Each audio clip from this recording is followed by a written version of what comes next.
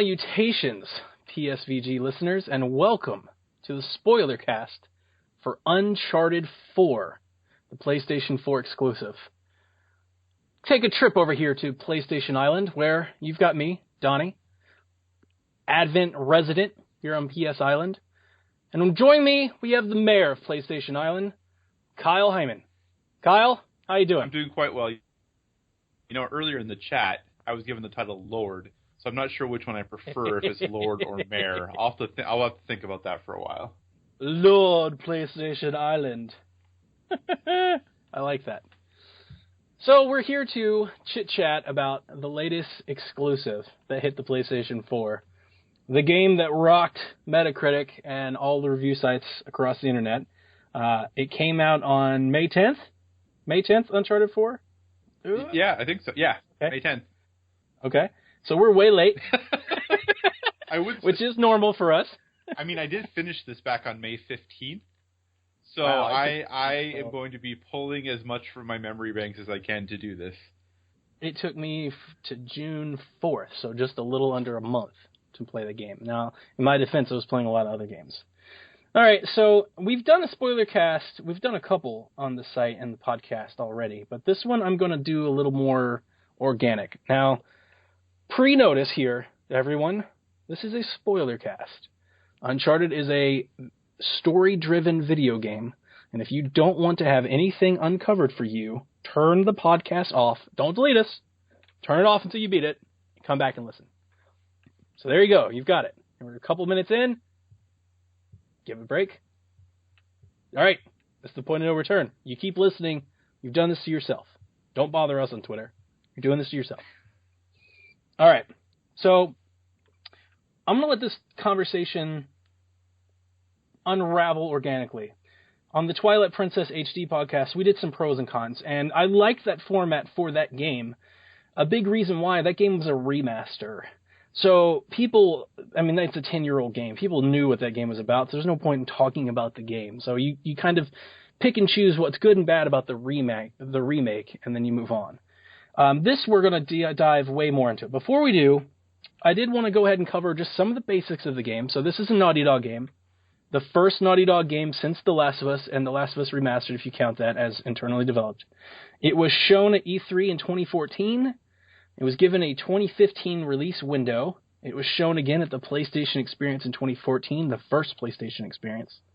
It was shown again at 2015 E3, another demo, and then it finally came May 10th in 2016. I believe by my count, correct me if I'm wrong, Uncharted 4 was delayed 4 times. That sounds right. And the development of it was pretty widely articulated in the gaming press, the IGNs, the GameSpots of the world. Amy Hennig, longtime Uncharted director, left the series to go to Star Wars Visceral, right? Yes. Yes, we're going to rock with that. Visceral, she went to go do Star Wars. We still don't know what that is. So she left, and then Sam and Bruce from... Is it Sam? Or am I just saying Sam from Uncharted? It's... Yeah, you're... Bruce Straley and Neil Druckmann. Yes. There we go. So those two took over Uncharted, and as the rumor flies, they more or less rebuilt the entire game. And that's why it's been delayed, a few times, and the development period over several years, although I will say, from 2014 to a 2016 release date, that's still better than most, especially for a game this size. All right, so there's the background on the game. First and foremost, before we get into the story, Kyle, what'd you think? What do you think about Uncharted 4? Well, I mean, I guess the easy way to say it is it's another Uncharted, right? But I really enjoyed it. I thought it was great. I know some people had some... Okay, so I know anytime a game is really solid overall, people right away jump into, well, here were what my problems with it were, because, everything was so great, so let's just think about the interesting things to talk about, so we'll nitpick on things. And I'm going to try not to do that, because I think the game is really, really good. I really enjoyed it. I had a great time with it. I know some people thought that it drug a little bit, that it was maybe a little longer than it quote-unquote needed to be or should have been. It was like twice as long as the next closest Uncharted game, where those, usually clock in at 6, 7, 8 hours, whereas this one for me took I finished it in, I think, right around 15. Granted, over an hour of that was standing still because just looking at this game was so incredible. But I had a great time with it. I was very, very happy with my play of it. I enjoyed where the story went. I was happy that they decided not to go back to the supernatural entities and things that typically happen in Uncharted games. And part of it made me go like, man, why weren't all the Uncharted games like this? You know, just with, you could have made a cool, compelling, actually I think in a lot of ways more interesting story by not pulling in all of that other stuff, though I know Indiana Jones and things like that tends to have that stuff in it too. But yeah, I really enjoyed my time with it. I will definitely replay it here, especially with, you know, some high-profile games getting delayed this summer. I have a little extra time in my gaming calendar, so I'm sure I will give this game another run-through. What did you think of it, Donnie? So, I will concur with most of what you said. I do think that this is going to be a good conversation, because a lot of the things that I think you were high on, I'm necessarily not, and maybe some of the things you're not, I kind of am. So I wouldn't call it another Uncharted game. I mean, I feel like this cop-out. I wrote down on my notes here as I prepped, The Last of Us 1.5. This game has a lot of The Last of Us. Now, I've said this before, and this is the last time I'll say it. The Last of Us is what brought me to PlayStation. I saw that game. I was like, I've got to have it. I bought a PlayStation 3 to play it. I played it, fell in love, bought a PlayStation 4, bought the remaster, played it again. I can't wait for the next one, and I'll probably play The Last of Us maybe once every other year for the rest of my life. I love that game and those characters. I mean, it does it for me. This game, Uncharted 4, is littered with Last of Us stuff. The environments in a lot of locations, especially the last, the third act, if you will, looks just like The Last of Us. It's all overgrown. The world has taken over civilization, ruins, everything's broken. It very much has that feel artistically and design-like. There's the floating pallets. There's the crates. There's the movements. You've got the trusty sidekick companion. It all feels like The Last of Us. I honestly feel like it runs on The Last of Us engine. It almost moves like The Last of Us. So it feels, as the player, having recently played Last of Us Remastered, to be honest with you, it feels like that.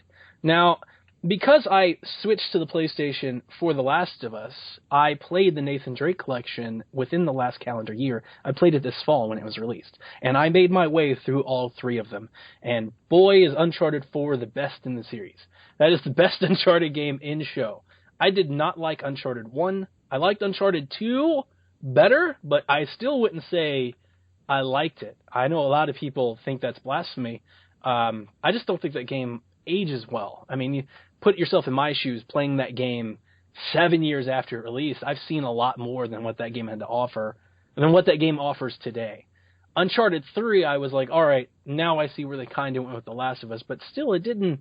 I honestly felt in the Uncharted world, I didn't start feeling any type of connection to the characters until Uncharted 3, and even then it was light. Uncharted 4 really ramps that up, and we'll get into that. So I talked about the comparisons. Let's just go ahead and start with this. Is Uncharted 4 the last Uncharted in the series? Well, is it the last game that has the title Uncharted ever? No, I don't think so. Is it maybe the last Uncharted Naughty Dog makes? Quite possibly, but with a Sony-owned IP, I guess we can start at the end if you want to with how that epilogue goes. I mean, there's a lot of opportunity there that they can go a lot of different ways, and I know that they said that, hey, the end of this game is a little bit controversial. Some people aren't liking it, and I thought it was phenomenal. I was going to say, were there really people out there that didn't? I haven't seen that. They had said that in playtesting there were some people who were really not happy with the way the game ended. I loved it. I thought it was fantastic. I very much enjoyed the way that they wrapped it up. I was worried the whole time. I was like, man, somebody's going to die, and I'm going to be really sad, especially if it's Elena. And none of that happened. Like, everyone was just happy. Like, I was really thrilled with that. And I think that's why when I play the game, and I'm like, it's more Uncharted, I think that's why it's more Uncharted to me, whereas you see more of The Last of Us. Okay. Because I also I didn't own a PS3, even though I now am Lord or Mayor of PlayStation Island. I didn't own a PlayStation 3, but like you, I played on the Nathan Drake collection when it came out, and Uncharted 1 was a little rough, but from a character perspective, I fell in love with the characters right away. I thought they were phenomenal. Really? Yes, absolutely. I thought UC1 almost felt like a demo. Compared to like... Yeah, I fell in love with the characters right away, and that's why for me, because I think a lot of times when people talk about Uncharted, it's about the story, it's about the characters.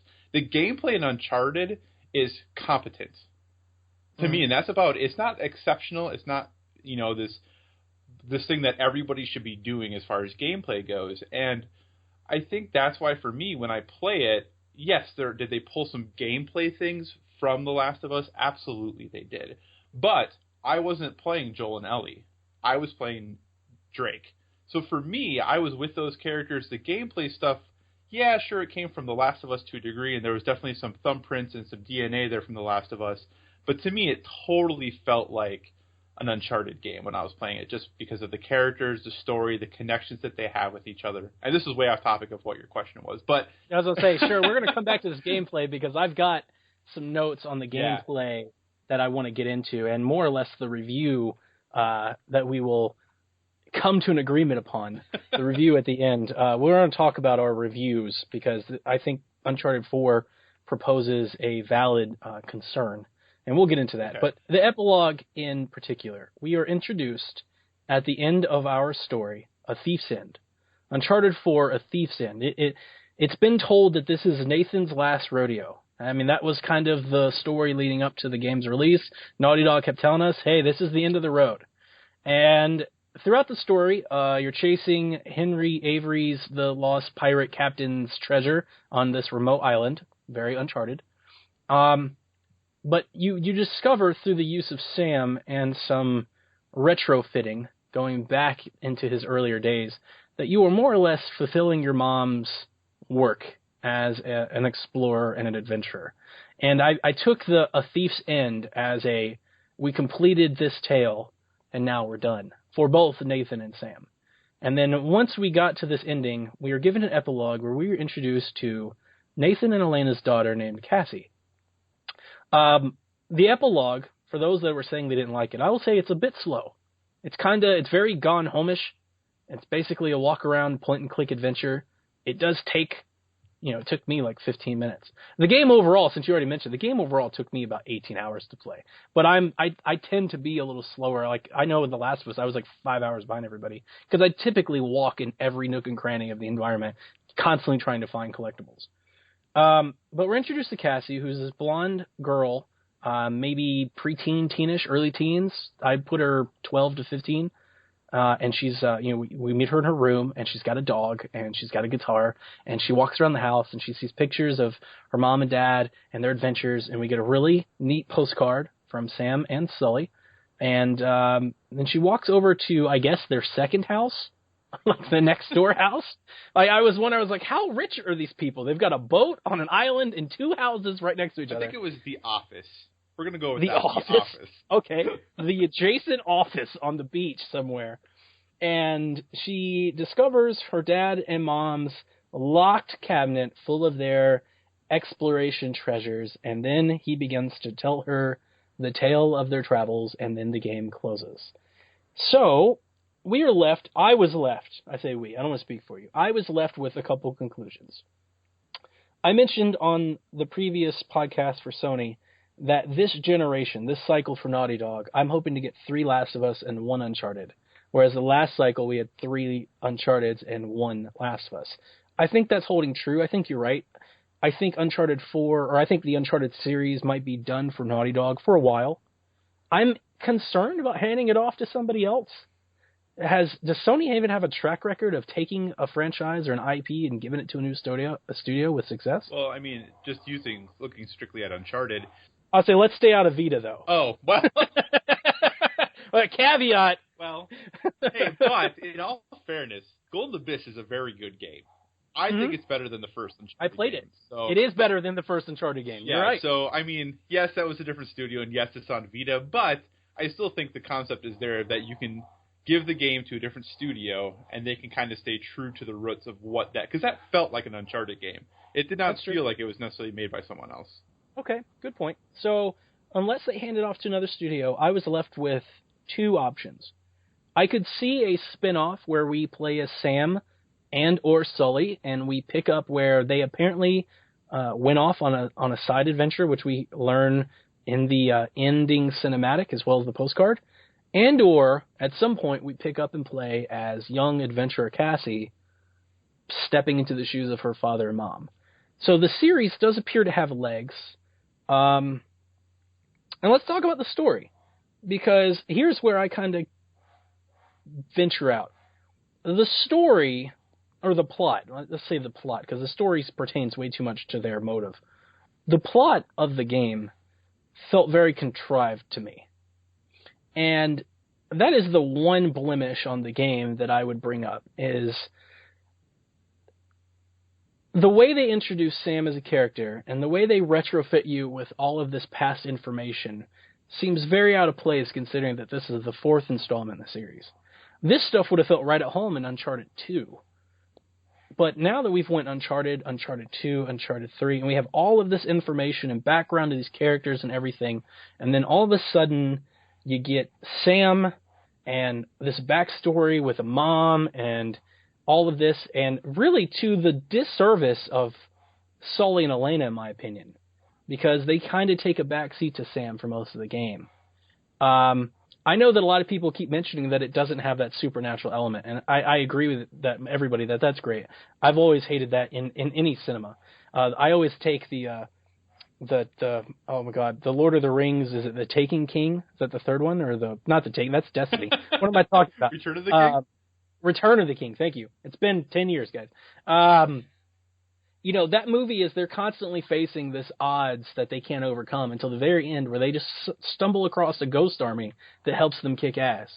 And that's how I've always looked at Uncharted, as like they have this cop-out at the end of the game that kind of spins everything. Even though this game doesn't have that supernatural element, I kind of feel like Sam is that cop-out. That they kind of contrive the story and all the characters that we know with this last, addition that I don't feel like has a place, but they fit it in. Now, as I say that, before you respond, I don't mean to say that I don't like Sam as a character. I like Sam as a character. I agree that he fits in. It did feel like Nathan's brother. The story made sense. However, it still didn't take away the detriment that I felt like he did to the other characters. And then, as a gameplay element, I understand why they're there, and we'll come back to that. But just as a plot, I wanted to get that on the table and get your thoughts. Well, I think that overall, I enjoyed... Sorry about my dogs. They're going absolutely crazy. It's fine. It's really not that bad. But I actually really enjoyed the plot, and sometimes I'm just a sucker for the quote-unquote contrived. Like, I really was hoping the whole time, hoping beyond hope, that Sam wasn't lying, even though I thought he probably was. I was really hoping he wasn't, and then when they had you play the little part where you were playing as Sam escaping the prison, I'm like, oh, maybe he wasn't lying. This is great. But he was, So I definitely understand that concern, and I hear that. However, I just think, and maybe this is me giving an excuse because it's a video game, or even maybe not a really great movie would probably, or a like quote unquote film movie would get into. I still thought it was effective though. I think it did what it was looking to do. And that was, I do agree that it did cause, Sully and Elena did not get as much screen time as they should have. I think though that it really helped Drake recognize what was important in his life. Whereas I think if it had been just another adventure, I don't know if the same weight would have been there for him. I think that having his brother come back, which people were like, well, why wouldn't he have ever told her before? Well, if you think you're responsible for your brother's death, maybe that's not something you bring up with a lot of people. Even your wife. But your wife? Well, Come on. But looking at... Okay. But how much, when you think about Drake and the fact that it's a video game, B, the fact that we have really, how much time do we have with these characters? But I think that to me, it didn't seem completely unreasonable based off of everything we know about him, how little we know about his parents and his background, just because obviously the game gives you some indication of that. But it wouldn't surprise me if he didn't talk a lot about his past with her. And for better or for worse, I think that some of my favorite moments of the game were just walking around their house and like looking at all their stuff and just, sitting down and playing Crash Bandicoot. Like, I thought that all of that stuff was just a really nice touch. And I think that Sam being his brother, being his long lost brother, I thought was important. I thought it gave some weight to the situation. I thought it maybe caused him to do some things he wouldn't have already done, or he wouldn't have normally done anymore because of the kinship, because of the responsibility he felt for what happened to him. So maybe it could have been a friend, and that would have been there too. But I just think having it be his brother really made it make sense why he made some of the decisions he did. So yeah, I mean, I get the concern. I think overall, though, my biggest problem with it was just the fact that, like you had said, that Sully and Elena had less time. They were not on screen as much. They were not as involved as they typically are. But yeah, I enjoyed Sam overall, and I enjoyed what he brought to the story. Okay, to provide a little context, let's pull that full circle. So when you start Uncharted 4, you were put in the shoes, obviously, of our main protagonist, Nathan Drake. And we were entered into married suburbia life, where Nathan misses the adventure, but he's made this promise to his wife, Elena, that past is behind them, and he's doing salvage diving. There's a really great scene, maybe my favorite scene in the entire game, where you battle your imagination with little dart Nerf guns in Nathan Drake's attic. It's a great scene. I think it really ties to any boy's heart, I would say. I think we've all done that. My son is doing it right now above me, just running around the house with his little toy gun, imagining that he's, fighting aliens or something. And his brother makes an appearance. He weaves this tale of his life being on the line, and he has to find a treasure, thus Nathan's motivations for getting back into the life. Now, what's missed here is he lies to Elena, and he goes off to adventure with his brother, and he ropes Sullivan into it. And then his wife finds him, realizes that he lied to her. They get put in a very tense situation, and then you find out that his brother, Sam, actually lied to Nathan the whole time. And it was his own selfless motivations that caused him to rope his brother in. And I had a big problem with that. Not because he was lying. I mean, they foreshadowed that enough. It's not the lie. I had a problem with the fact that it doesn't seem consistent with a brother. So, like, they're almost playing a tale of two stories here, where Nathan is so enamored with love of family, right? Like brotherhood and that close bond of family that he's willing to risk a lot. I won't say everything, but a lot to make that right. But his brother doesn't reciprocate any of those sentiments. He goes to jail, gets out of jail, has been out of jail for 2 years before he even comes to his brother, and he comes to him with this selfish desire. And then in the end, they just kind of live happily ever after. So in that regard, that's kind of where that contrivedness comes from. I almost felt like it'd be better if he wasn't lying. I get that the lying is the climax and it turns it, but it almost feels like it would be more at home with the character's motivations if the original little story was true. I do want to bring up the gameplay in terms of this aspect, where Uncharted 4 is a huge game. I would dare say it's an open world game. Most of the levels have these very broad, wide environments that you're allowed to explore really on your own path. And this is where the sidekick character really plays a part. And it kind of dawned on me midway through the game where I was kind of lost for a point in time. And I was like, I don't know where the hell I'm going. And then all of a sudden the sidekick goes, hey, over here. And I realized to myself, I'm like, well, that makes sense, because you have these wide environments. You want to give the player the ability to explore, but if you do that without any type of guidance, they can just get lost out here.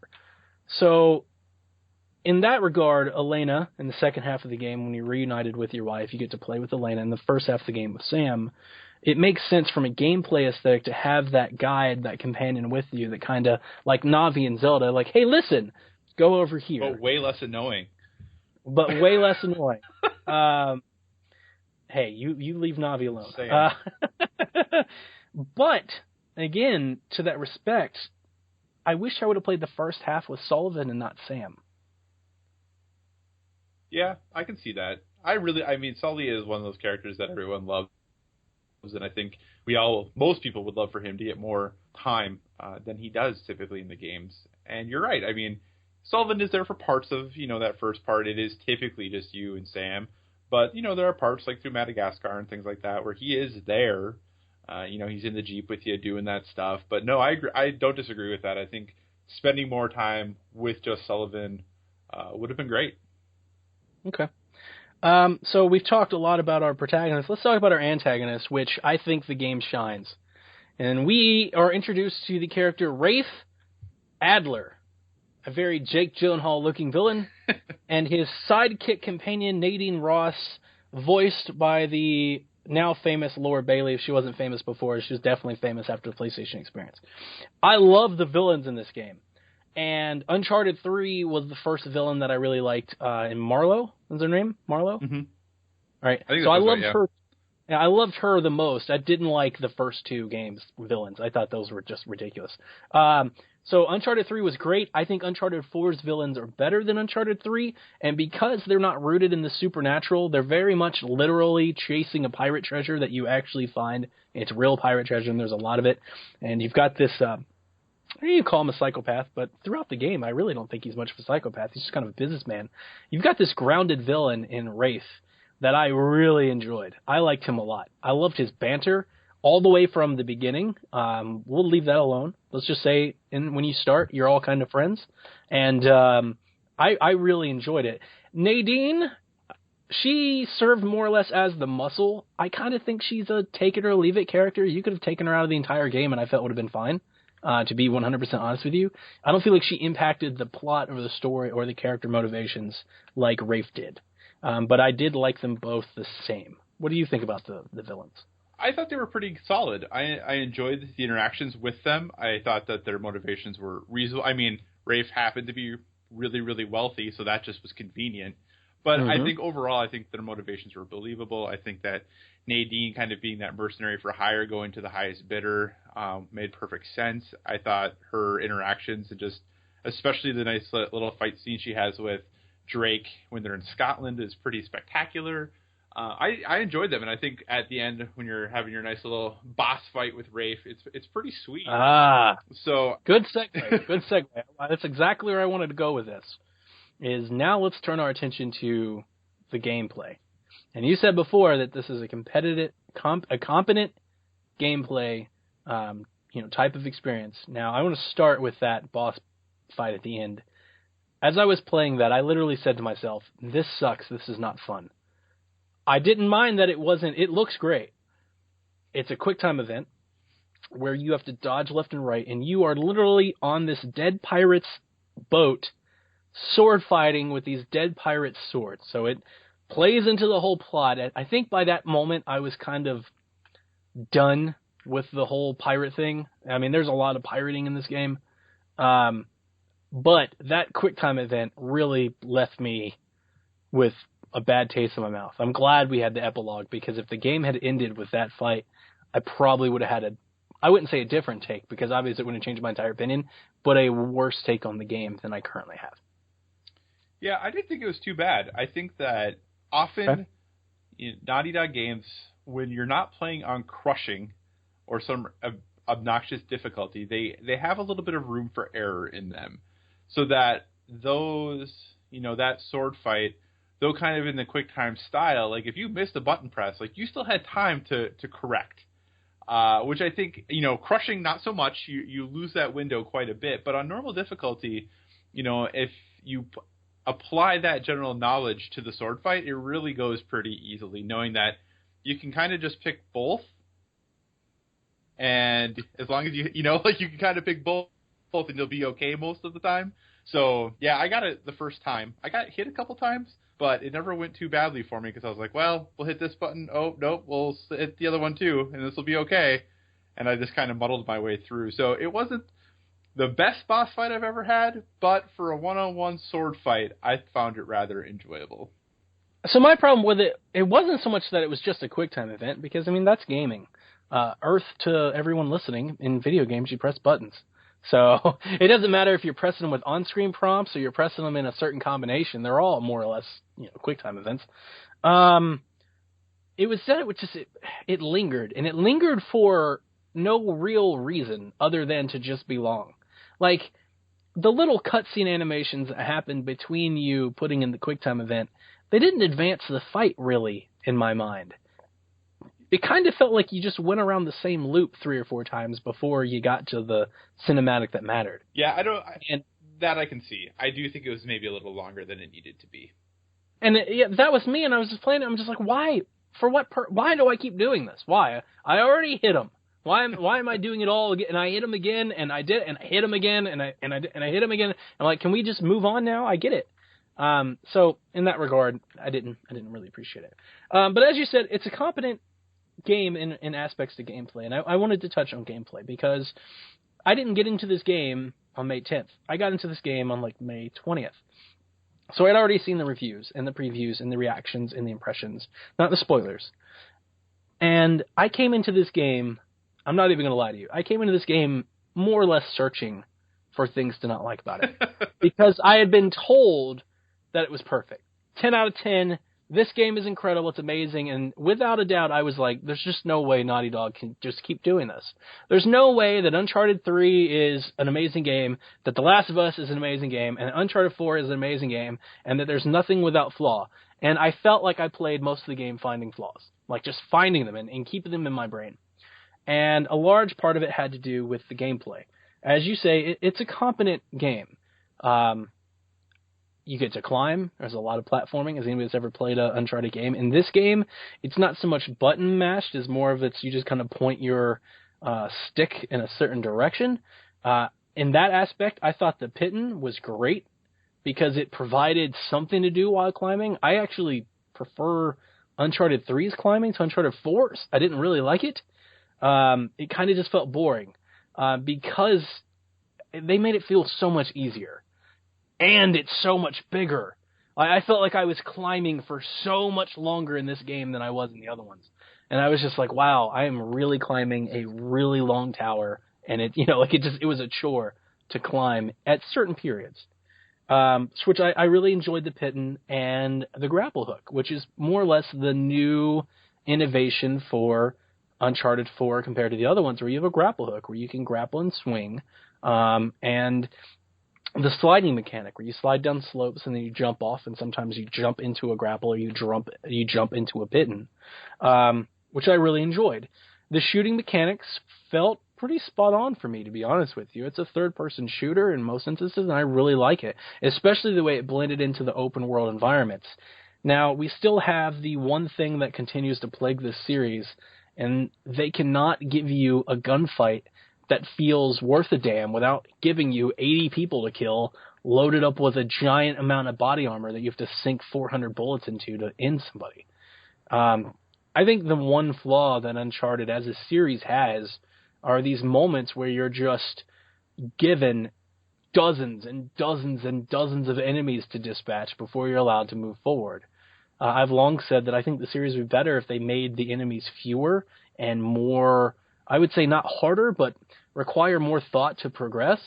And there's still a lot of that in this game. I mean, there's this one period towards the end of the game where you're in the wreck shipyard, and you literally have to get through like 200 people before you can move on. And it just feels like a slog, and there's bullets everywhere, and you're just killing everyone, and it's just not realistic. And I get that it's a video game. I understand that. But, I mean, you got this idea, you got this one dude who's taking out 400 of this army, and it begins to become a little bit much.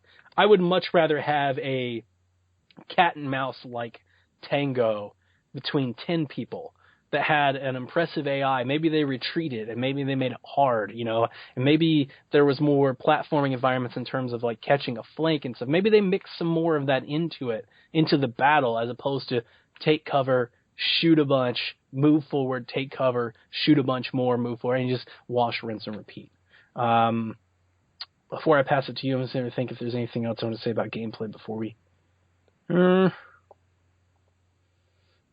What do you think? Let's go. So, gameplay, like I said it is competent. And I think that the climbing is good, the swinging is good, the shooting is good, but nothing is great, right? I think that in this game, I actually never had the problem that I've had necessarily in other Uncharted's, where in previous iterations, sometimes I'd be like, I don't know if I can make that jump, or is this the exact direction I'm supposed to go? Even though in this game that it was very, very broad and you could go a lot of different directions, maybe I just got lucky, but never once was I like, I don't exactly know where to go next. Like, that never happened to me while I was playing the game. And I think that... How much exploring did you do? I did a decent amount. I mean, I wasn't trying to get every single treasure. You know, I was more like kind of going and looking around and checking things out, seeing, you know, where things were. But I felt kind of like I always kind of had a good idea of where I needed to go. There was I think maybe only one time did I try to make a jump that I clearly could not make, where in the other Uncharted games I feel like I did that a lot more, where I was like, maybe I could make this. Nope, I clearly can't. So I think from that perspective, I thought it was pretty solid. I do understand that people, you know, there's the idea floating around out there, would Uncharted be a better game if there was no shooting at all? If you had no guns and you were just doing the exploring. It was melee based? Well, no, it's like you was just exploring. Like you're going out looking for a treasure and you're doing puzzles and you're climbing things and, you know, you don't have enemies. Oh, it's okay. just, you're exploring. And I wouldn't go that far, but I actually do think it would be a much better game if it was more stylized after Batman, where it was melee-based and counter-punching. I think that would make the game better, because you would have less enemies, but they'd be more impactful. Yeah, I mean, this game I felt like had many fewer enemies, and especially 3. Like, when I think of 3, which I loved Uncharted 3. I liked it better than 2, which I know a lot of people think is stupid, but I agree with you. I liked it better. But man, that boat graveyard section, oh Lord, was that annoying. Like, I never had that moment in Uncharted 4, for me at least, where I was like, wow, just dudes after dudes upon more dudes. Like, I never really got into that mode. I felt that most of the gunplay that happened, I felt was of about appropriate length. I think there maybe was one fight where I was like, oh, we're not done yet. But for the most part, I thought they did a better job of scaling it back and making it a little more, I shouldn't say believable, but I think that's why that trophy, you know, there's a gold trophy, ludonarrative dissonance, for killing 1,000 enemies. Like, they get it. Neil Druckmann has talked about it a lot. But he also makes a good point that, you know, this is supposed to be a pulp adventure. And look at Indiana Jones. How many people does he kill? And if you read those pulp adventures, like, that's part of it, you know?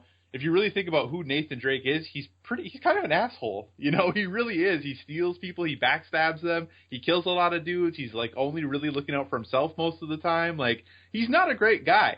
But we still like him because he has playful banter and you're playing as him and he cracks funny jokes and things like that. So, yeah, from a gameplay perspective, I thought that the rope was great. I thought that, you know, the sliding, there was maybe a little more than there needed to be, but it served its purpose, which I get. You got to make it so people can't go different directions than you want them to. The shooting felt fine. You know, there were a couple points where I would try to get to the edge of a cliff and I'd be like, okay, I want to jump, you know, to this ledge behind me, and he would just sit there and I'm like, no, you need to lean. Like, you got to stick your hand out so I know you can get there. And there was a couple times where I had to fidget a little bit to get him to put his hand out to actually make those jumps. But for the most part, I thought it went really, really well. And, you know, I typically say gameplay is king, but for some reason, and I almost feel like Bethesda apologists when it comes to all the glitches they have in their games, when it comes to Naughty Dog games, if the gameplay isn't 100%, but the story is good, I'm kind of like, well, it's Naughty Dog. It's good enough. It does what it needs to, and that's what I feel about the gameplay in this game, is it does what it needs to. Cool. Put a pin in that. I'm going to come back to that statement. You brought up Uncharted 3's boat graveyard, and that's a really good segue. That entire section, Uncharted 3, was fluff. Right? Can we agree? That was them fluffing the game out, so it took you 10 hours to beat instead of 8, or 8 instead of 6, or 12 instead of 10. Uncharted 4, I agree, doesn't really have that. The pace of this game is really good. It does not ramp up like Uncharted 2 and 3 do. You don't have those crescendo moments, really. I didn't have a whole lot of tension-like moments. However, the game plays from start to finish at a really good, I would say, consistent pace. It's not super high. It's not really low. The kind of lulls, not really. The lulls are short. But you more or less kind of playing forward at a really consistent pace from start to finish, which I really appreciate and I think aided the story.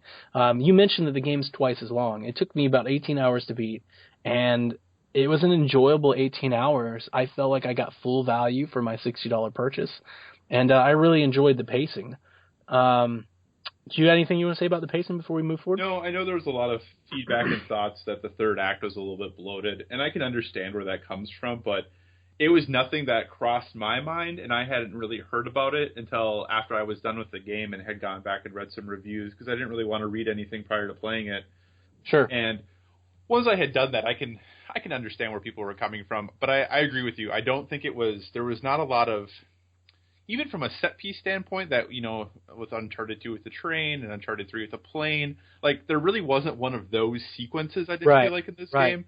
Exactly. You were right. It is very, very even keel the whole time, but I think it just comes down to caring about the characters, caring about the story and the writing and the voice acting that was done. Like, I was engaged the entire time. I really, even when it was getting close to the end, I was ready for it to end, but I didn't necessarily want it to, more because I didn't know when the next time we're going to get one of these is. So, yeah, I enjoyed it. I thought the pacing was solid. I get the concerns, but it wasn't a problem for me at all. Okay. Now, you said that it gets... I'm sorry, say again the thing you just said. I said put a pin in that and I want to come back. You said Naughty Dog... Oh, that they kind of get a pass for gameplay sometimes? Yeah.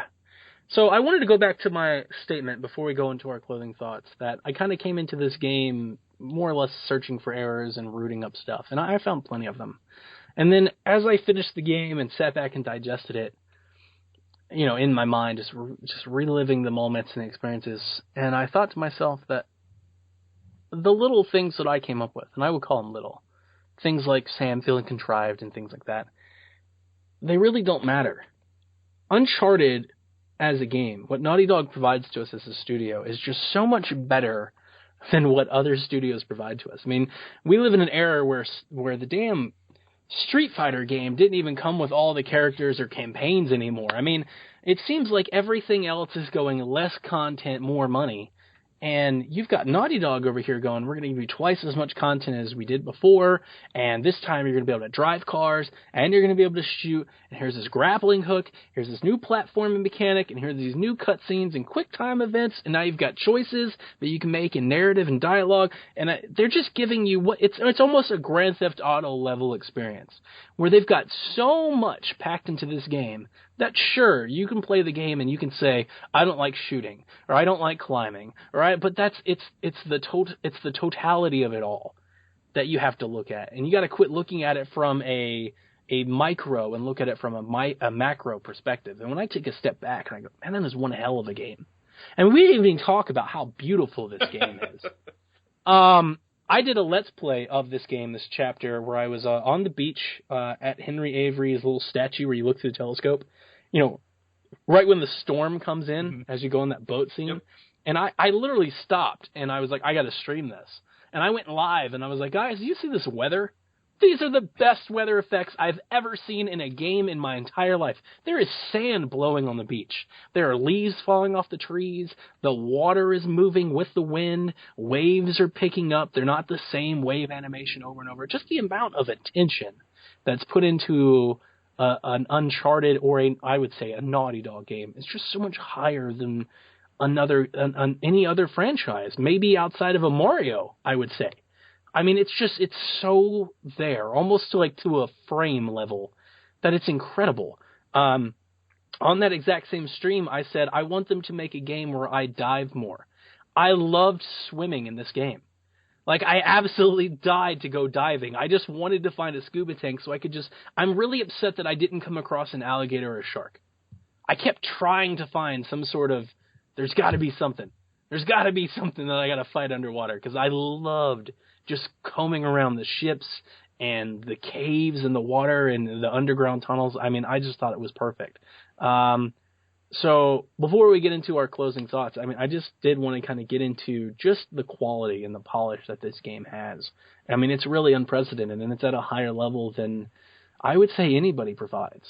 Yeah, I think that, and I had said this when I was on the podcast a couple of weeks ago, that, you put something like this in and you look at it and you play it, and you're right, it's not a perfect game. A 10 out of 10 doesn't... I'll say, did your game, I'm sorry to interrupt you, did your game chug at all? Because... No.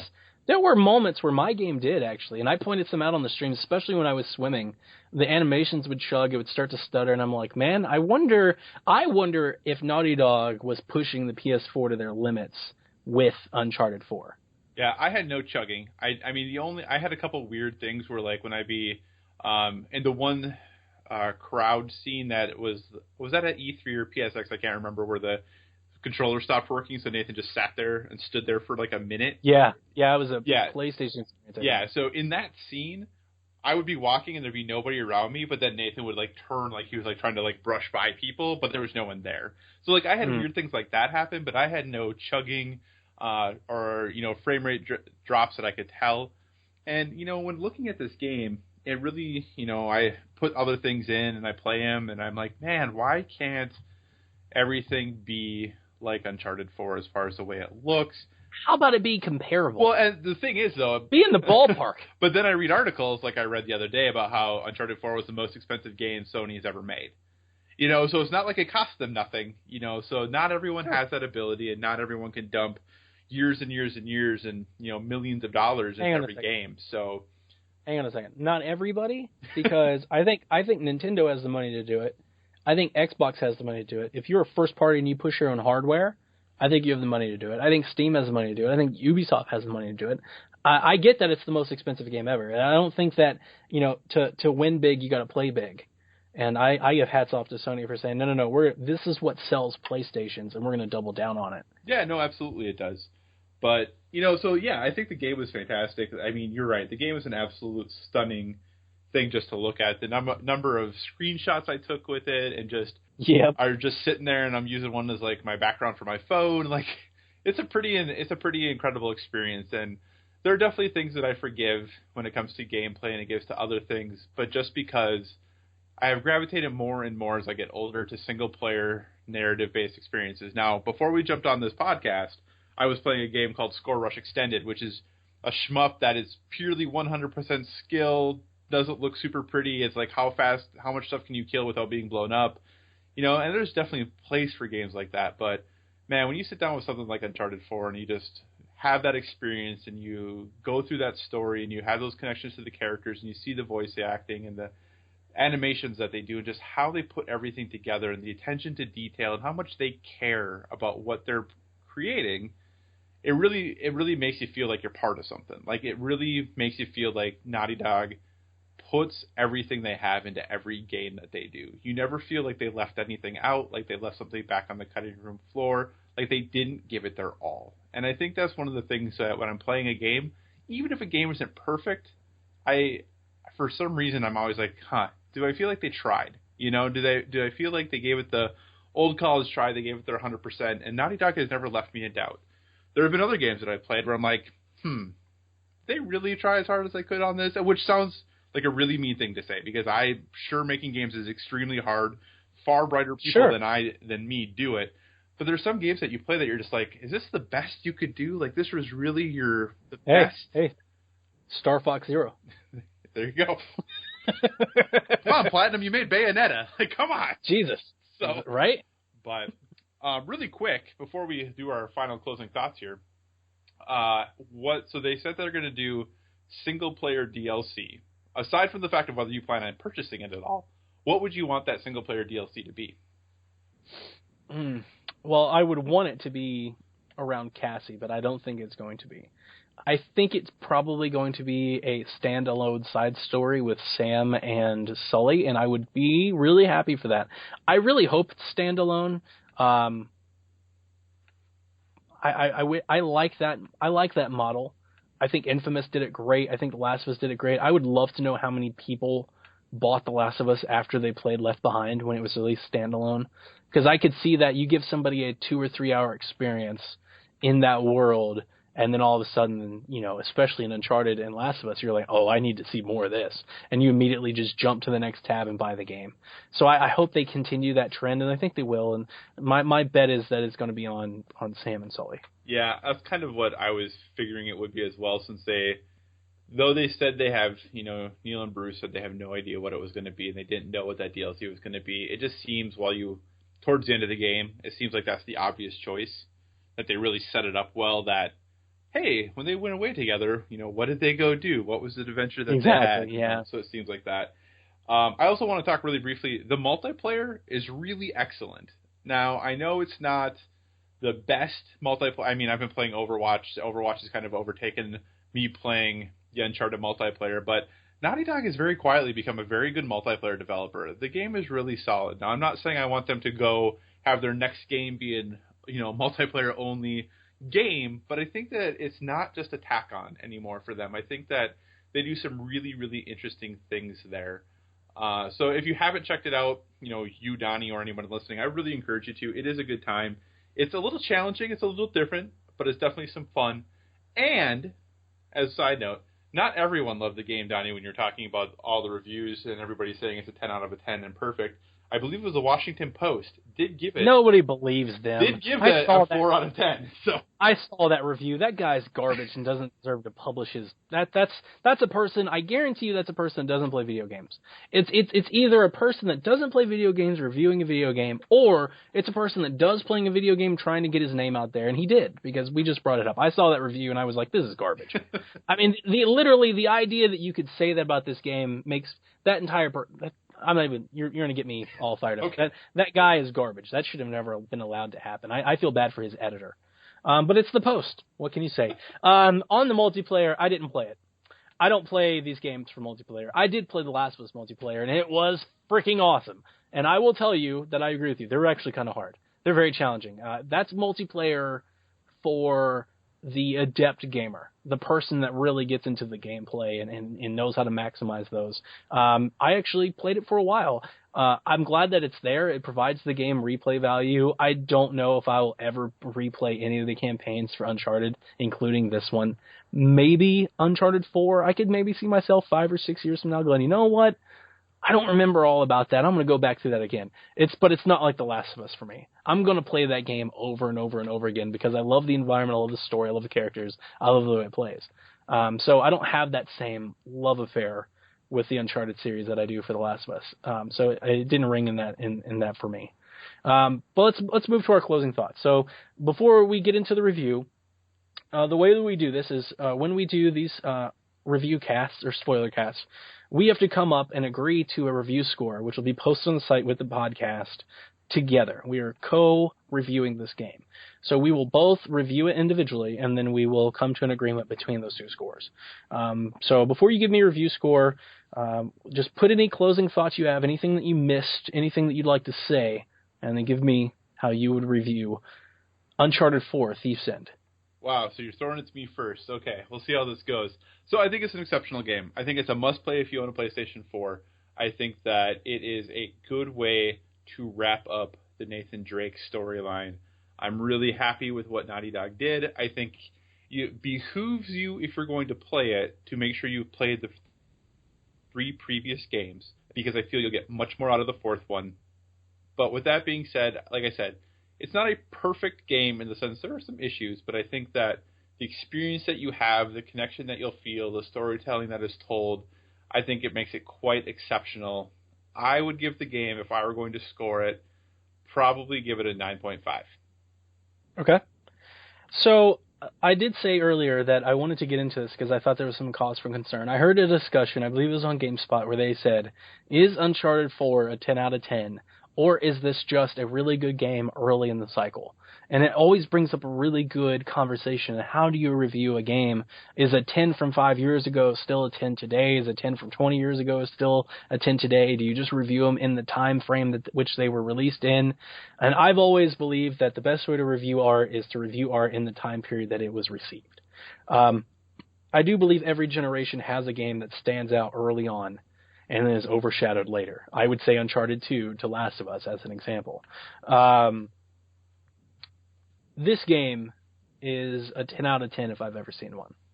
So you're giving a 95. I think there are faults. I think that Sully's screen time is a fault. I think the contrived story is a fault. I think the platforming is boorish, and it's a fault. I think the ending boss scene is awful, and it's a fault. None of those faults take away from the experience that Naughty Dog tried to deliver, and they executed on it, I believe, as best as it could have been executed on a PlayStation 4.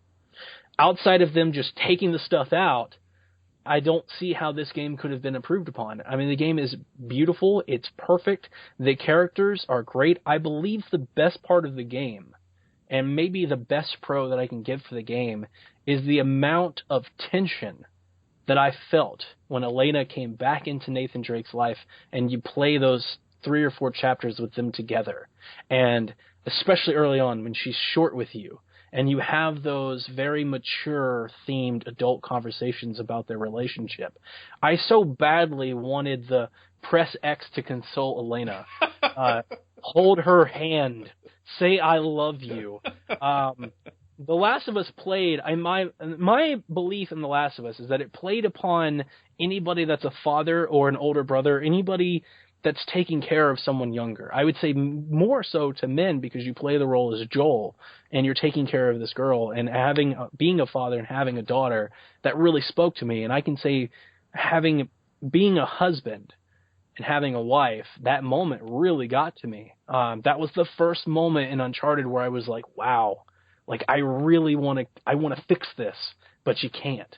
And they make you live in it for a good couple hours, and it's perfect. Like it instills what's happening, and then when the dialogue comes later, it's more impactful. There just aren't games like it, and that's the thing that I ultimately had to come to grips with. I wanted to come in and say this is an 8.5, but I can't, because Assassin's Creed doesn't do half of what Uncharted does better than Uncharted. Batman's a joke. Like, there's just nothing. The only game that I think is rivaled might be The Witcher, but The Witcher doesn't do dialogue and character building like this. The Witcher's just an awesome, really good game to play in this big open world, lets you play it for a long time. This game has a direction and a course, and it's got beats along the way, and it hits every one of them in time. And when you're done, you go, you know what, I'm finished. It had a good ending. It had a good beginning. It had highs and lows, and I'm all the better for it. And I loved every bit of it. So I can't really give you a reason to give it anything less than a 10. I don't think it's a perfect game. And that's where the debate always comes from. You know, what's a perfect game? I don't think any game's perfect. It depends on the person. However, I think this game does exactly what it sets out to do as best as it possibly could. And that is a masterpiece, and it's a 10 out of 10 for me. All right, Donnie, you've convinced me. And the thing that you said that convinced me, I'll be honest, part of me threw out the 9.5 because I am this PlayStation fanboy of the group, and I didn't want to be seen as you're giving your thanks to your fanboy. But I think the thing that you said that really resonated most with me is that, there might be other games out there that do this that I just haven't played or that are not coming to mind right now.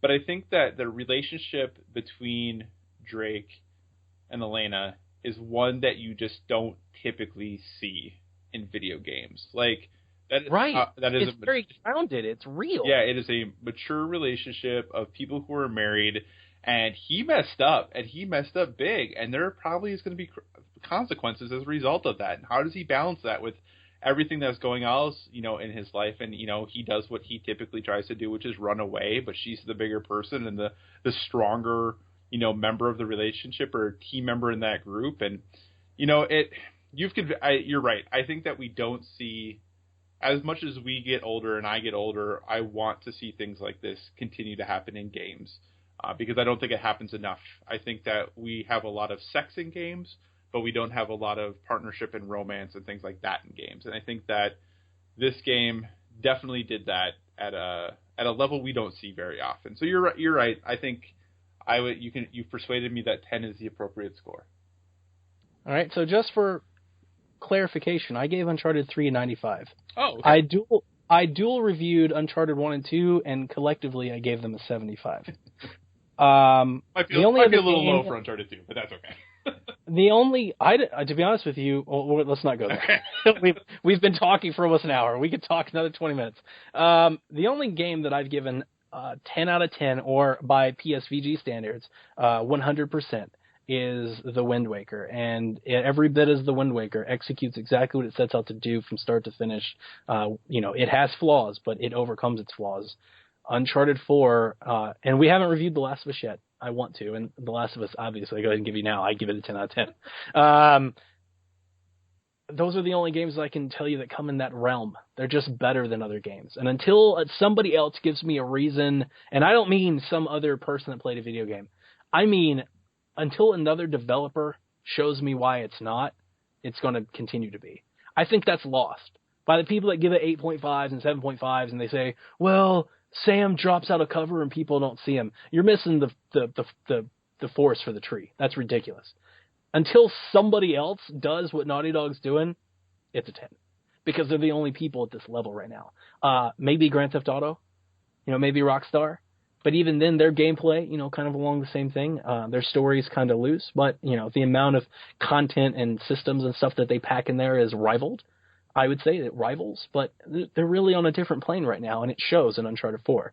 So we're going to post this in the podcast this week. Obviously, you're already downloading or listening to it. That was a stupid thing to say. And we're going to post the review up on the podcast. You've heard it from us here at PlaySVGames.com. Uncharted 4, A Thief's End. 10 out of 10. This is why you bought a PlayStation 4. If you don't have one, go buy a PlayStation 4 to play it, because you definitely need this game in your life. These are the type of games that move gaming forward. Kyle, you got anything else you'd like to say? Okay. Not to make this drag on any longer, I promise, but here's my one final question for you, Donnie.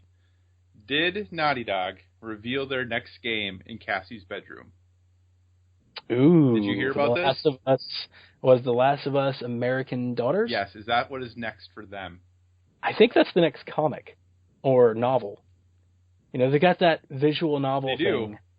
I think that's what that is, but I absolutely believe their next game is The Last of Us based. I really hope it's with Ellie. I really hope we hear about it next week at E3. I don't think we will, but I really hope we do. Even if it's just, we're working on The Last of Us American Daughters, that's all I need. I just need to know that it's coming. Just like I know Hot Shots is coming, I just need to know. I need that hope to know that it's coming. That'll tie me over. But it might be. What do you think? I think they're definitely probably going back to The Last of Us. Where they're going to go back to that world in, I don't know. I don't know if I have a strong feeling either way. I feel like if they do something different, I'm totally okay with it in that world. If they pick up with Joel and Ellie, I'm cool with that too. Cool. All right, folks. Well, thank you for joining the Uncharted 4 A Thief's End review cast, and as always on PlayStationVideoGames.com, never stop gaming.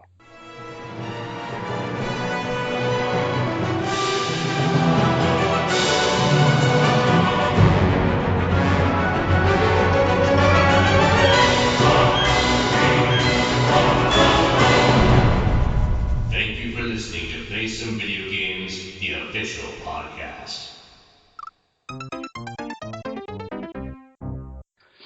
You might want to give it a minute, because my wife just got home, so my dogs are going crazy. Sure. I can do that. I don't know if you can hear them or not, but... I can. Barely, but I can. It's fine. Kevin would be like, shut up your dogs! I don't care. Hi, Kevin. Ugh. I feel like every time we do a show without Kevin, we should just talk to Kevin. I know. That's true. Just like, Kevin, we miss you. Hi, Kevin. Thank you for doing the editing, Kevin. We appreciate it, even though you're not here. Hope Fahaba is going well. Kevin has no time for Uncharted. He's playing Fahaba. I know. Fahaba. I know. Well, that's fine. What a waste. No, it's not.